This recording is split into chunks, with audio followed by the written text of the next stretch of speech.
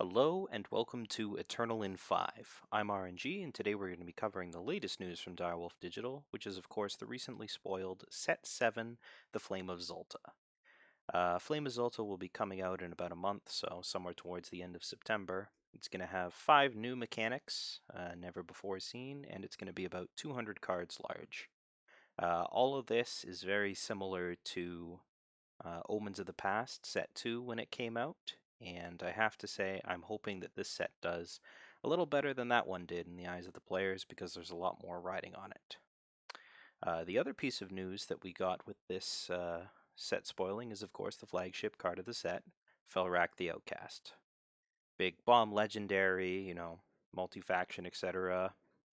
Triple primal, triple shadow, 6 cost, 5/2, which not a great body, but really exciting part is that if you discard this card and you have not really sure, influence cost, you play it from the void.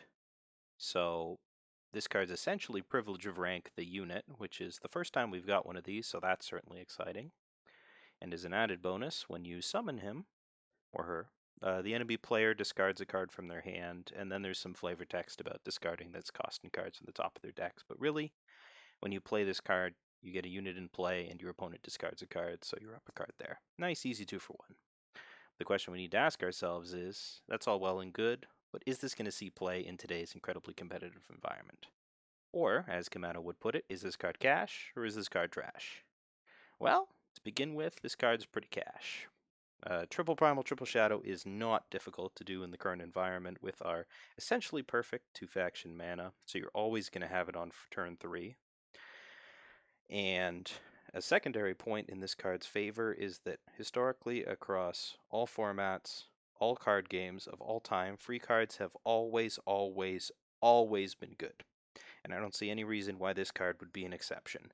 A little hoop like 6 influence is actually smaller than Dawnwalker's, and while Dawnwalker doesn't see any play anymore, when Dawnwalker was free, Dawnwalker saw a lot of play. So even recently nerfed privilege is still fine.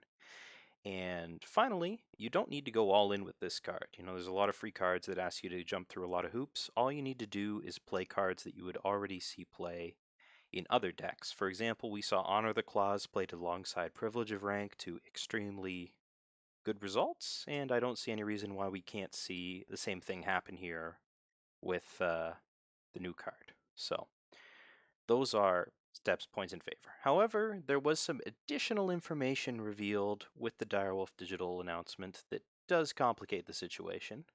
Namely, the organized play offerings that they're teasing have confirmed that, as expected, the Expedition format will be joining the organized play offerings, which means that at least some portion of the games with Fel-Rawk are going to be played in Expedition.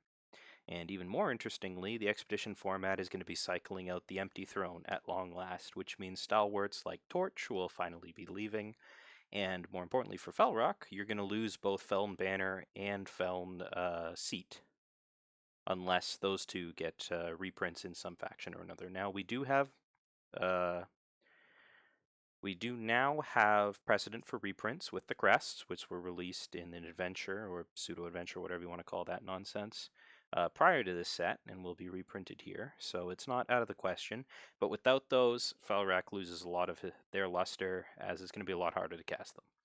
Secondly, hard casting this card, really not where you want to be. You do get a card out of them, but the board impact is very low. The 5/2 body is nothing compared to Heart of the Vault, although the 6 casting cost, high influence, and essentially up a card summon effect are quite similar otherwise. And finally, if this card does take off, you run into a lot of trouble in the mirror, as the most effective thing that you can do against Fel-Rawk is to discard your own Fel-Rawk for free, and then off of that flavor text that discards additional cards from the top of the deck, well, maybe you roll into a couple more, and then it sort of ends up being the person to play the last Fel-Rawk probably wins. So there you have it. I think that if we stay in or ranked or whatever, Fel-Rawk's going to be pretty good. I think in the Expedition format, it's going to depend on the power.